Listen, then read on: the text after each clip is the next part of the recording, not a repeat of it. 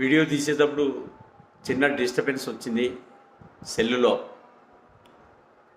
అంటే దీన్ని అప్పటికి 2 భాగాలుగా మీకు చూపిస్తాను. అంటే నేను చూపించే దీంట్లో మీకు సెట్ చేస్తాను. మేము భారత ప్రజా రైతు సంక్షేమ సంఘం నుంచి కోరేది ఒకటే, ప్రతి ట్యాక్స్ పేయర్ కూడా న్యాయం జరగాలని చెప్పేసి కోరుతున్నాం. ముఖ్యంగా మనము ఎవరు ఎంత ఖర్చు పెట్టినా కూడా 50% గవర్నమెంట్కి అయితే కంపల్సరీ పోతుంది.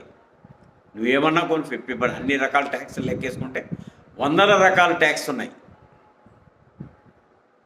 50% కంపల్సరీ గవర్నమెంట్కి పోతుంది.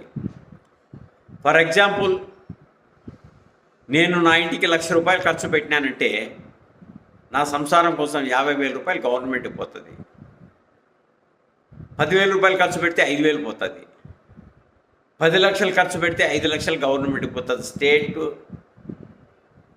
కేంద్రంకి రాష్ట్రానికి కలిసి. కాబట్టి ఇది భారతదేశంలో ప్రతి ఒక్కరు ట్యాక్స్ పేయర్సే, కానీ ఇక్కడ నిజాయితీగా ట్యాక్స్ కట్టే వాళ్ళకైతే న్యాయం జరగడం లేదు.